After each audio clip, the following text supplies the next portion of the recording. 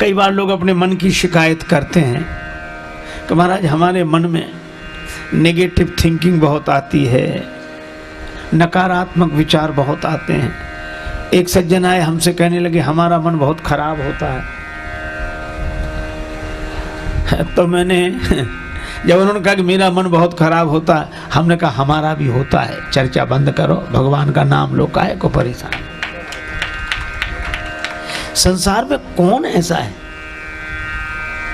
अच्छा देखो, हम आपसे एक बात पूछें, छोटा सा उदाहरण है। आदमी जब से युवक हुआ है तब से उसके दाढ़ी बाल निकलने शुरू हुए कि नहीं? है ना? है परेशानी कि नहीं? हर तीसरे चौथे दिन निकल आते हैं। तो आप ये भगवान से शिकायत करने गए कि प्रभु क्या झंझट दे दिया, हम तो बड़े परेशान हैं इनके मारे। अच्छा किसी महात्मा से उपाय पूछने गए कि हम क्या करें? आप करते क्या है? जैसे ही दाढ़ी बाल निकलने शुरू होते हैं अपना शस्त्र तैयार रखते हो, बनाकर ठीक कर लेगा, फिर जब निकलेंगे तब देखी जाएगी। तो ये कब तक दाढ़ी बाल बनाने? जिंदगी भर। मैं भी आपसे कहता हूं कि जैसे दाढ़ी बाल निकलेंगे, न भगवान से शिकायत करते हो न महात्मा से शिकायत करते हो, बस बनाने के लिए तैयार रहते हो। तो जैसे तन में दाढ़ी बाल निकलने कभी बंद नहीं होंगे, इसी तरह मन में गुणों के साथ बुराइयां आनी बंद नहीं होंगी। न भगवान से शिकायत करो न महात्मा से, काहे को उनका समय बर्बाद करते हो। आप तो अपना भजन ध्यान सत्संग का शस्त्र तैयार रखो, जैसे ही ये निकले तुरंत बना ले। लेकिन इसका मतलब नहीं कि आप एक बार बना लेंगे तो फिर नहीं निकलेगा, फिर निकलेंगे। तो कब तक मन को इसी तरह साधना से जोड़कर रखना है? कब तक? जब तक दाढ़ी बाल बनाना है, जीवन भर। तो मन को भी जीवन भर। इसलिए परेशान मत हो, ये तन की प्रकृति है और वो मन की प्रकृति है। इसलिए भाई गुण दोषमयी सृष्टि है ही। एक सज्जन थे हरियाणा के, बड़े सुंदर भजनोपदेशक मास्टर नत्था सिंह जी। उनके कई भजन बहुत प्रसिद्ध हैं। मुझे एक भजन किसी से सुनने को मिला था, एक आध पंक्ति उसकी याद है। वो कहते एक विधाता ही, एक विधाता ही निर्दोष रहा,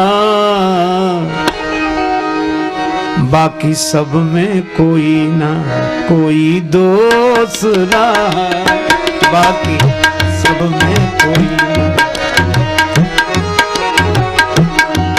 यहां विधाता शब्द से ईश्वर समझना चाहिए। एक ईश्वर ही निर्दोष रहा, बाकी सब में कोई ना कोई दोष रहा, बाकी सब में कोई ना कोई दोष रहा।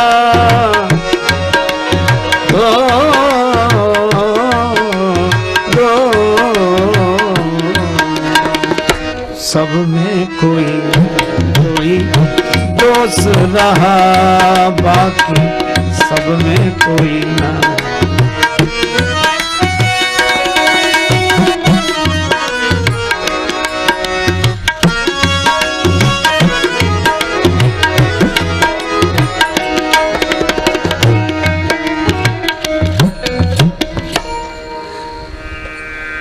बाकी सब में कोई ना कोई दोष रहा। जल चेतन गुण दोष में विश्व कीन करतार, संत हंस गुण गाई पै परिहर बारी विकार। एक दिन कहा गया था जहां सुमति वहां कुमति, जहां कुमति वहां सुमति, जहां गुण वहां दोष, जहां दोष वहां गुण, जहां जड़ता वहीं चेतनता, और इसी तरह जहां सार वहीं संसार।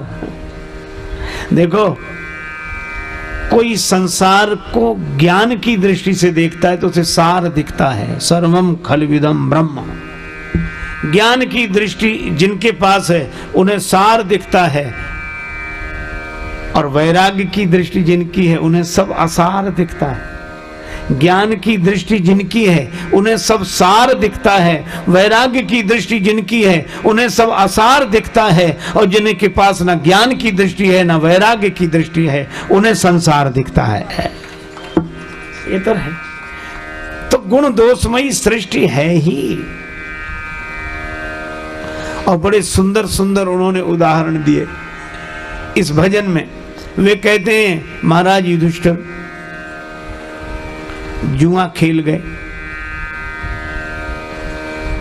और यहां तक कि दांव पे लगा दिया द्रौपदी जी को, और धर्मराज कहलाते हैं। अच्छा, कई लोगों को ये बात गले नहीं उतरती, बहुत लोग तो प्रश्न भी करते हैं। एक सज्जन हमसे ही कह रहे थे कि महाराज युधिष्ठिर को आप धर्मराज मानते हो? हम उनका मानते क्या, वो हैं? और काहे कि धर्मराज हमें तो अच्छे आदमी भी नहीं लगते। ये अच्छे आदमी का लक्षण है जो जुआ खेल जाए और जुए में इतना भी होश ना रहे कि पत्नी को दांव पर लगा दे, उन्हें आप धर्मराज कहते हैं? हम तो धार्मिक तक नहीं मानते। और ऐसे तर्क देने वाले लोग हैं। तो मैंने उनसे एक ही बात कही कि आप ऐसे सोचो, कोई विद्यार्थी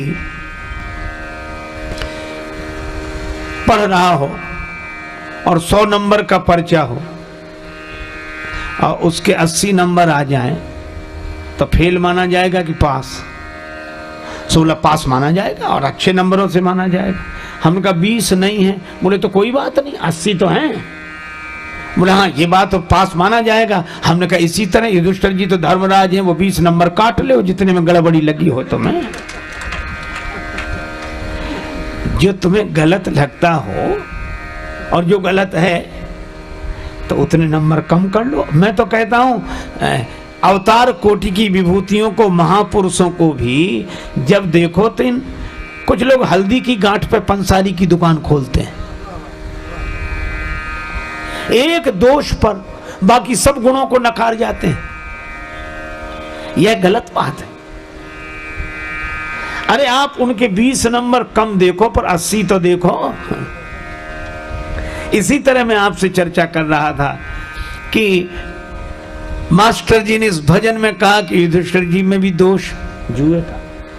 महाराज भर्तहरि राज्य त्याग दिया, वन में विचरण करते थे, एकांत में रहकर वैराग राग रसिक हो गए, आत्मज्ञानी हो गए, भगवत भक्त हो गए, तपस्या में मन लग गया। चांदनी रात थी, जंगल का शांत वातावरण, अकेले भ्रमण कर रहे थे। एक चमकीली चीज रास्ते पे पड़ी हुई दिखाई दी, समझ लिया हीरा है। हाथ बढ़ाया उठाने के लिए, वो चमचम चमकता हुआ हीरा नहीं था, पान की पीक कोई थूक कर चला गया था। तो चांदनी रात में वैसी लग रही थी और जो बड़ी गिलानी हुई, कितना सब छोड़ने के बाद भी हीरे का लालच। तो भजन में कहा कि बोलो कहां का संतोष रहा। फिर ये कहा बाकी सब में कोई ना कोई दोष रहा, लेकिन अंत में बड़ी अच्छी बात कही, मैंने भी आपको ये वचन सुनाए और सभी के दोष गिनाए, तो मैं भी कहां का निर्दोष रहा।